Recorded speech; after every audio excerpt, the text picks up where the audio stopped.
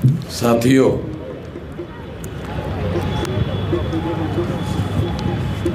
आज न्याय अधिकार महासम्मेलन का 6 और 7 दिसंबर को तमाम संगठनों के कार्यकर्ताओं के द्वारा इकट्ठा आकर आयोजन किया गया है। तमाम संगठन के कर्ता धर्ता मंच पर उपस्थित है। बहुत खुशी की बात है। सभी लोगों को इस बात से खुशी होनी चाहिए कि जो लोग अलग अलग संगठन बनाकर समाज में लड़ाई लड़ रहे हैं, वो लोग सारे के सारे इकट्ठा होकर न्याय का अधिकार हासिल करने के लिए यहाँ मंच पर उपस्थित है। साथियों, मैं बहुत लंबी बात कहने के लिए आपके बीच में नहीं आया हूँ। मैं 2-3 बातें ही आप लोगों के बीच में कहना चाहूँगा। तमाम बुद्धिमान लोगों ने और बहुत अनुभवी लोगों ने आप लोगों के सामने बहुत सारी बातें कही। मैं केवल 2-3 बातें ही आप लोगों के सामने रखना चाहता हूँ। सबसे पहले तो हम लोगों को ये समझना बहुत ज़रूरी है कि इस देश में आज़ादी के नाम पर जो आंदोलन चलाया गया,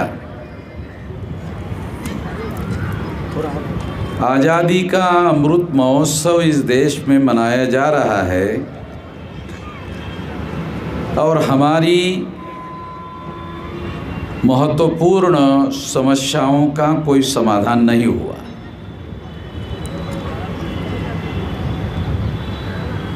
देश को चलाने वाले जो लोग हैं वो अमृत महोत्सव मना रहे हैं, मगर हम लोगों को इसके बारे में सोचना चाहिए, विचार करना चाहिए कि आज़ादी को हासिल करके 75 साल हो गए, मगर हमारी सामाजिक, आर्थिक, राजनीतिक समस्याओं का कोई समाधान हुआ नहीं।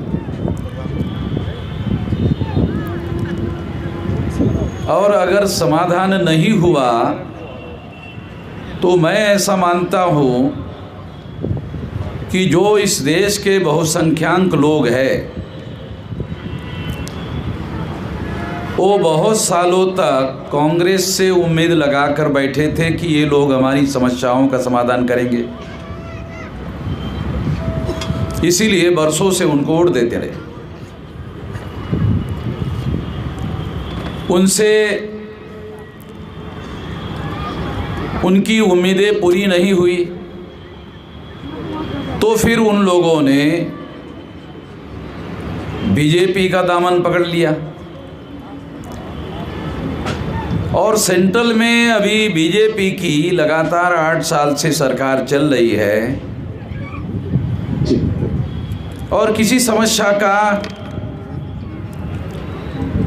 हमारा जो बहुसंख्यक समाज है उसका समाधान होता हुआ दिखाई नहीं दे रहा है।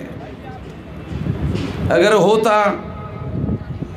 तो फिर ये न्याय अधिकार सम्मेलन को आयोजित करने की ज़रूरत नहीं थी। ये न्याय अधिकार सम्मेलन इसलिए आयोजित हुआ या किया गया तमाम संगठनों के लोगों ने क्योंकि ये उम्मीद उन लोगों से भी पूरी नहीं हुई।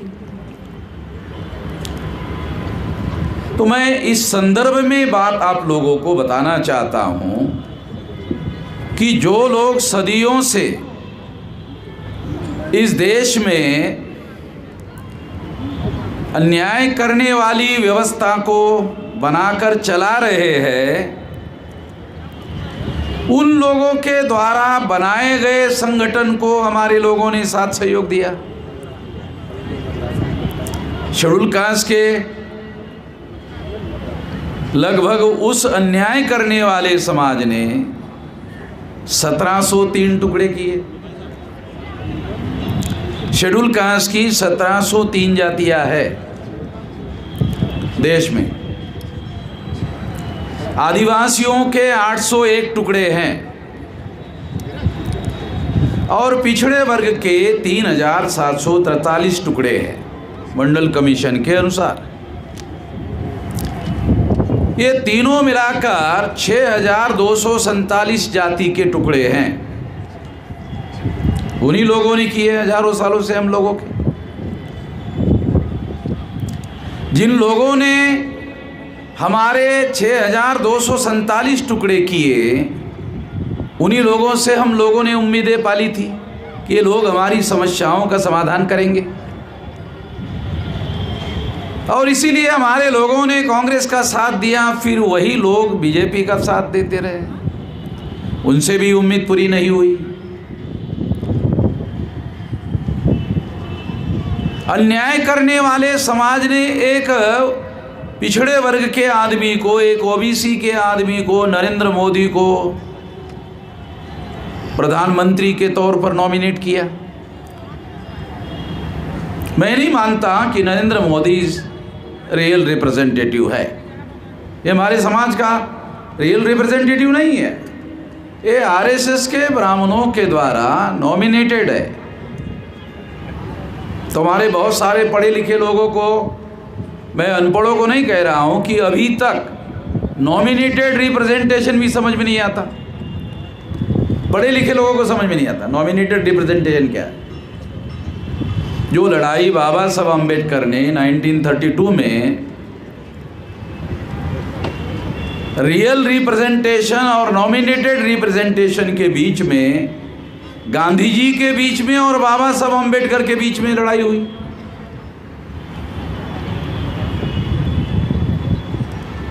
हम बाबा साहब का नाम तो लेते रहते हैं और जयकारे भी बहुत लगाते रहते हैं, जय जयकार भी बहुत करते रहते हैं, मगर बाबा साहब अम्बेडकर की और गांधी जी के बीच की लड़ाई क्या थी, इसको जाने बगैर ही हम आज की लड़ाई लड़ना चाहते हैं। मुझे तो नहीं लगता इस तरीके से लड़ाई लड़ी जा सकती।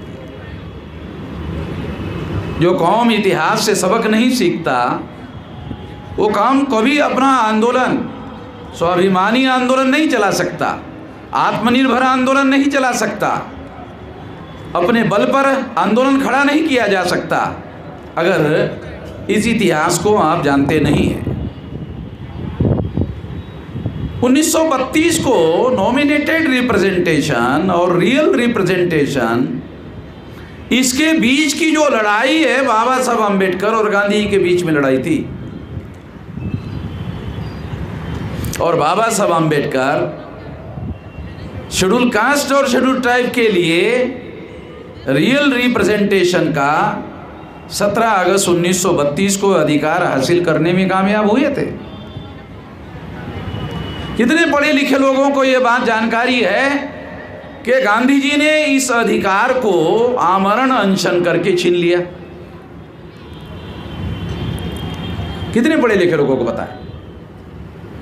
और अगर पता है तो वो पता होना क्या आज के तारीख में जो 131 मेंबर पार्लियामेंट शेड्यूल कास्ट और शेड्यूल ट्राइब के वर्तमान पार्लियामेंट में चुनकर गए हुए हैं, और जिसमें 76 मेंबर पार्लियामेंट शेड्यूल कास्ट और शेड्यूल ट्राइब के, भारतीय जनता पार्टी के 303 मेंबर पार्लियामेंट में शेड्यूल कास्ट और शेड्यूल ट्राइब के लोग शामिल हैं, जो बीजेपी की सरकार बनाने में लगे हुए हैं, उस सरकार को चलाने में लगे हुए हैं,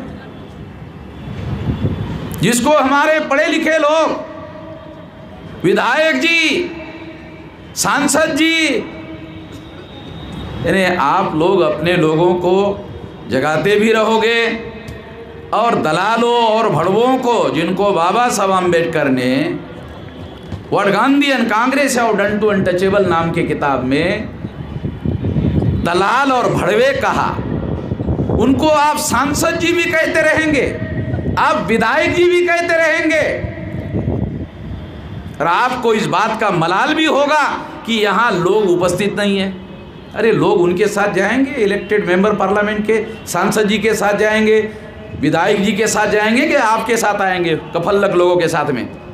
उनके साथ जाएंगे ना, उनके साथ जाएंगे।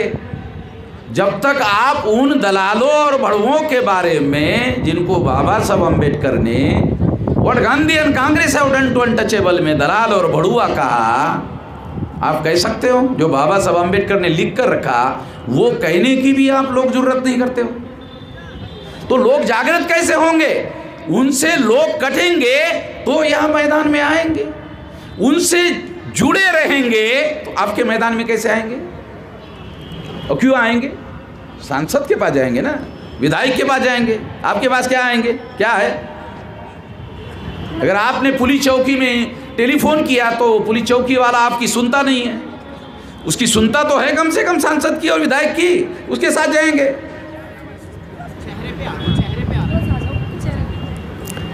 तो आपको ये इतिहास लोगों को बताना पड़ेगा। यही वजह है जिसकी वजह से हम लोग सारे देश भर में ये कह रहे हैं कि आज़ादी का आंदोलन नहीं था। यदि आज़ादी के आंदोलन का नायक हमारे लोगों को आने वाले आज़ादी में और आने वाले लोकतंत्र में रियल रिप्रेजेंटेशन का अधिकार देने के लिए तैयार नहीं है, उसके विरोध में आमरण अनशन करने के लिए तैयार है, उसको आप लोगों ने आज़ादी के आंदोलन का नायक माना।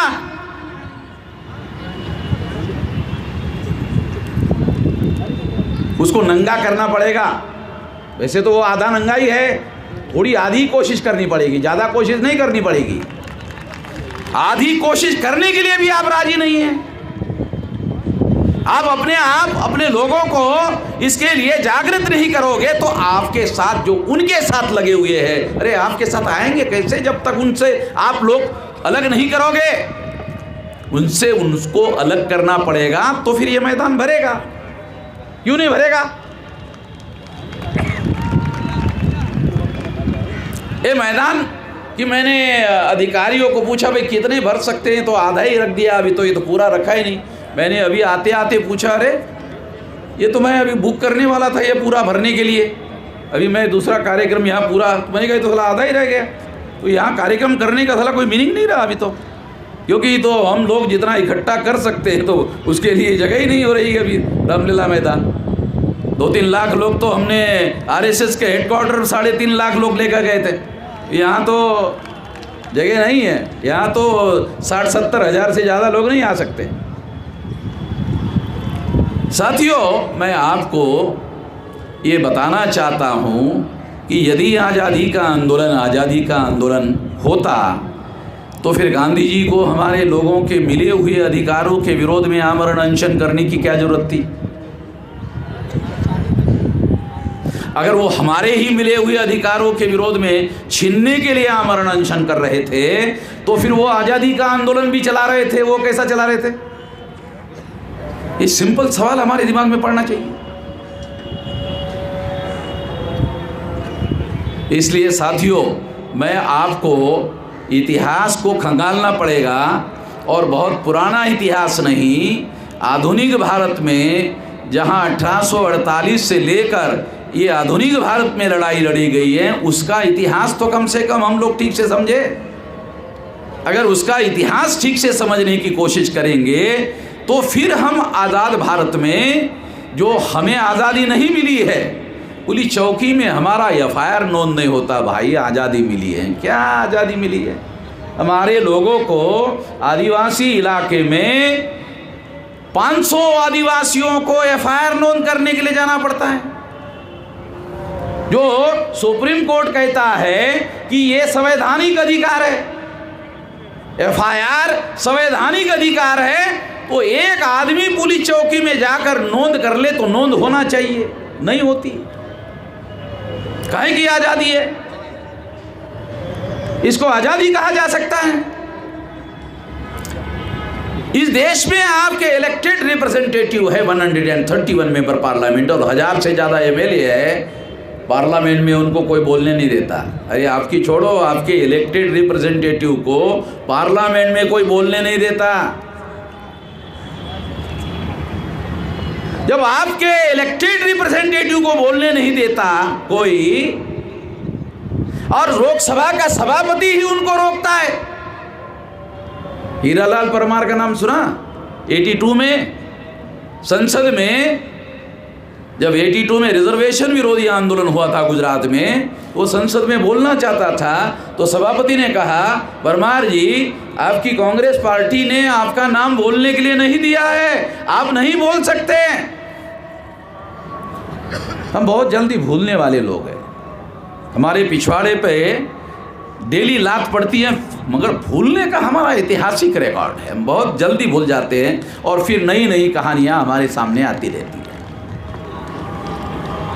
साथियों, एक तो ये बात हम लोगों को, ये जो 1848 से लेकर 1956 तक का जो आधुनिक भारत का इतिहास है, अगर उसे ही ठीक से समझ लो, बहुत पुराना 2-3 हजार साल का छोड़ो, ये भी अगर इतिहास ठीक से समझ लो और समझकर उसके सबक लेकर अगर आप अपने लोगों को जगाने का काम करो, तो लाखों लोग ये मैदान पर इकट्ठा हो सकते हैं। क्यों नहीं हो सकते?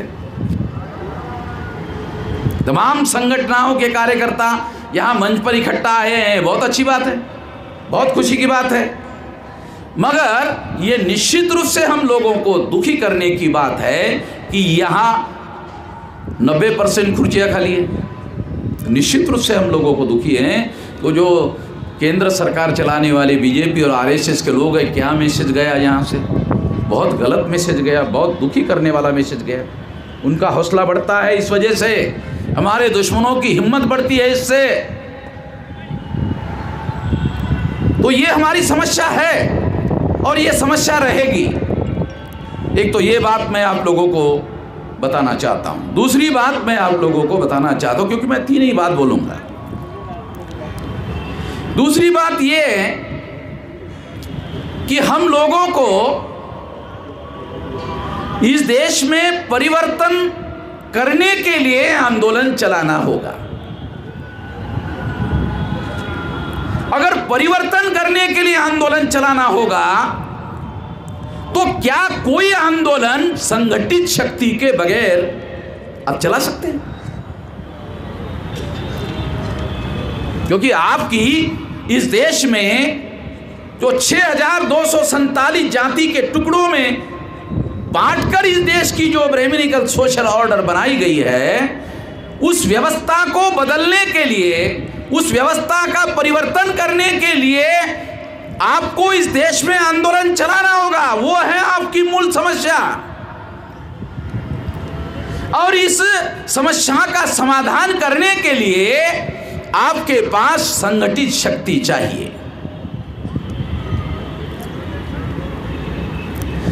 आपके पास संगठनाएं हैं, संगठित शक्ति नहीं। क्योंकि यहाँ तो हमारे तमाम जो लीडर हैं उन लोगों की संगठनाएं तो है, नहीं है ऐसा थोड़ी है, मगर संगठित शक्ति नहीं है। जब काशीराम जी ने, क्योंकि काशीराम जी ने पहले महाराष्ट्र में काम शुरू किया था, तो महाराष्ट्र के लोग उनको बोलते थे, आप लोगों को मालूम नहीं है क्योंकि हम लोग उस समय काम करने वाले लोग कार्यकर्ता थे, तो हमें मालूम है। लोग महाराष्ट्र के उनको क्या बोलते थे कि ये रिपब्लिकन पार्टी के जो टुकड़े हैं उसको आप इकट्ठा करो। काशीराम जी ने नहीं माना, वो बोलते थे कि उन टुकड़ों को इकट्ठा करो, लोग बोलते थे। तो उन्होंने, काशीराम जी ने इस बात को नहीं माना। उनका कहना था कि इनको इकट्ठा करने के लिए मैं जितना समय लगाऊंगा, होगा कि नहीं होगा नहीं बोल सकते, क्योंकि बहुत पहले दूसरे लोग भी कोशिश कर चुके हैं। उससे बेहतर तरीका है जनता को जगाकर इकट्ठा करना। मैं आपको हिस्टोरिकल बात बता रहा हूँ, सबूत के आधार पर बता रहा हूँ। तो उन्होंने दूसरा रास्ता अपनाया। कौन सा? जनता को जगाकर इकट्ठा करने का। आप लोगों ने नेताओं को इकट्ठा करने का काम किया, अच्छा काम किया, वैसे गलत नहीं है ये, अच्छा का। जो काशीराम जी ने इसको अच्छा नहीं माना, आप लोगों को थोड़ा हिस्टोरिकल फैक्ट बता रहा हूँ, ये रास्ता सही नहीं है, ऐसा काशीराम जी का मानना था। इससे हमारा कुछ होगा नहीं, इससे समाधान नहीं होगा। अभी भी कुछ लोग ये बोल रहे थे, एक लड़की बोल के गई कि अब यहाँ हमारे संगठनकर्ता नेता लोग इकट्ठा तो हो गए, कल क्या होगा यकीन नहीं है। तो लड़की का यकीन नहीं है, हमारे लोगों हमारे ऊपर विश्वास नहीं है लड़की का, तो वो मैं उसको गलत नहीं मानता। जिस लड़की ने अपनी बात कही उस लड़की को मैं गलत नहीं मानता।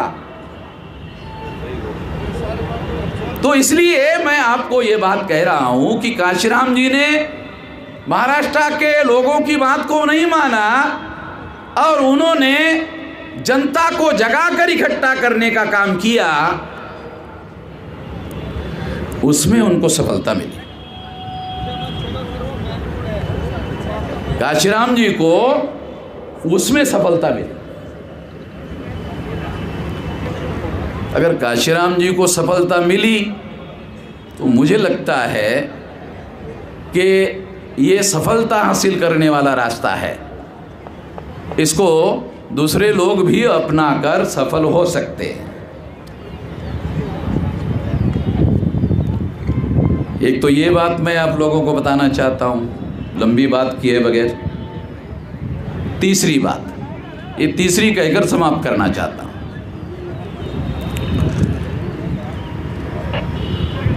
यही रास्ता जो काशीराम जी कहते थे या वो करते थे, हम लोग वही कर रहे हैं। हम लोग वही कर रहे हैं और आज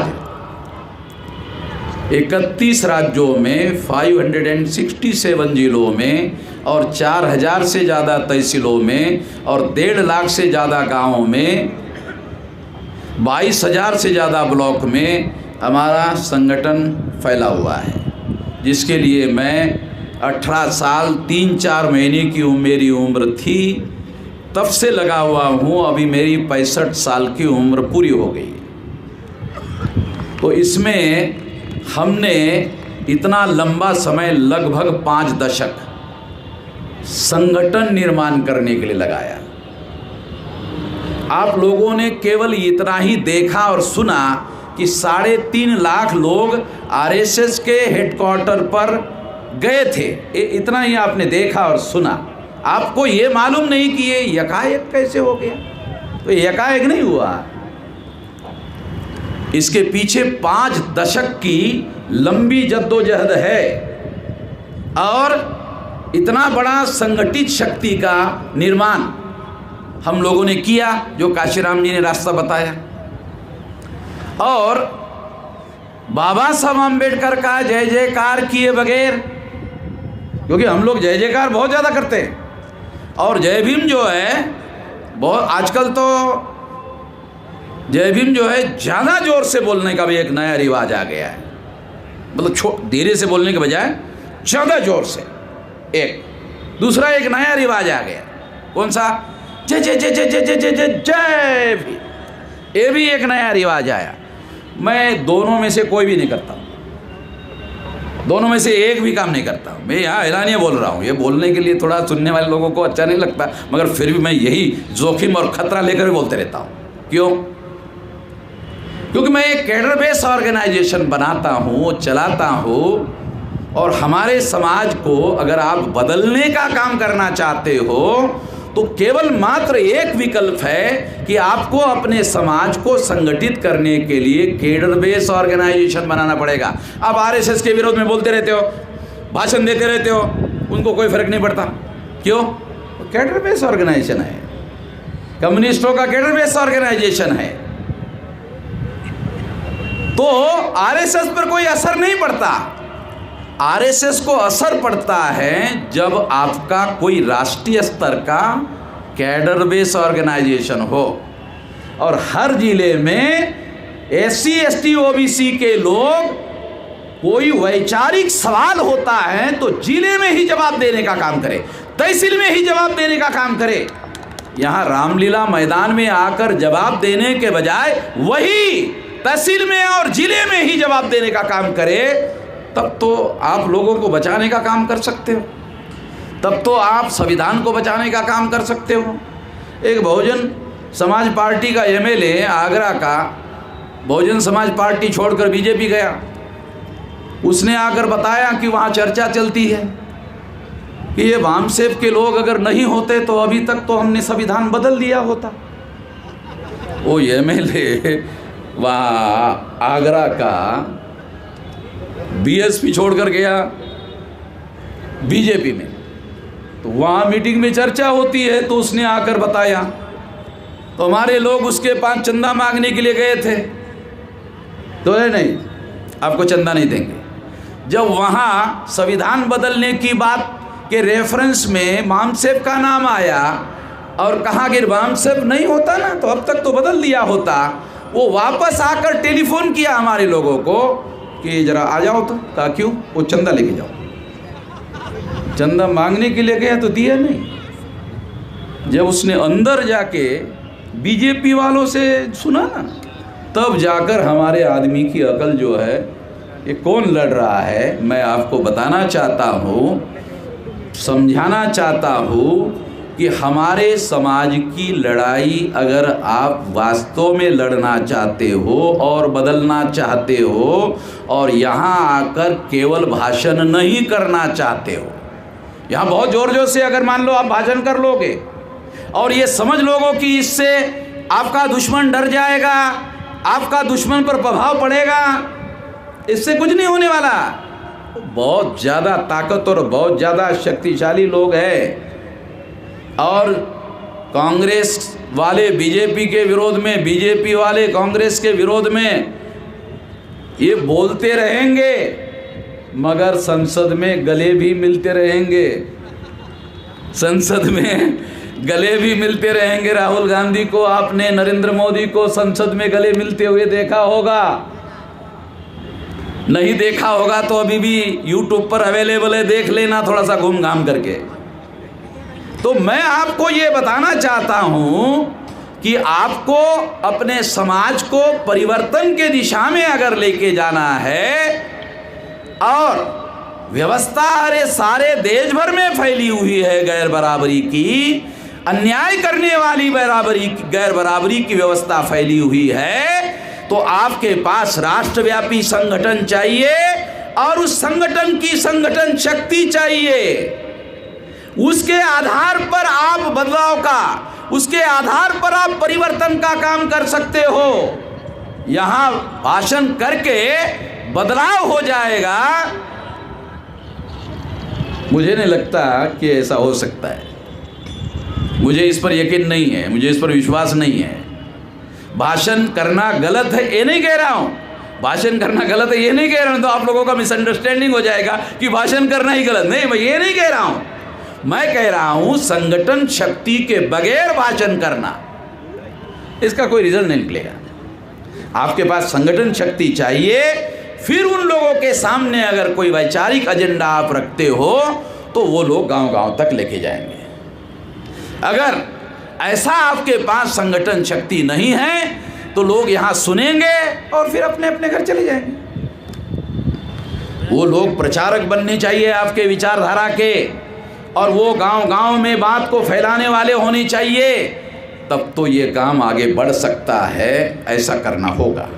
ये तीसरी बात मैं आप लोगों को कह रहा हूँ, और मैंने आपको वादा किया था कि 3 ही बात कहूँगा, तो 3 कह दिया और मेरी बात ख़त्म हो गई, और ज़्यादा मैं लंबा नहीं कहना। धन्यवाद।